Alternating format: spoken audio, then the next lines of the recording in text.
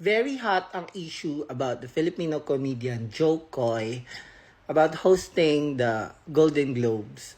So, he made a horrible mistake in roasting the high-profile Hollywood celebrities.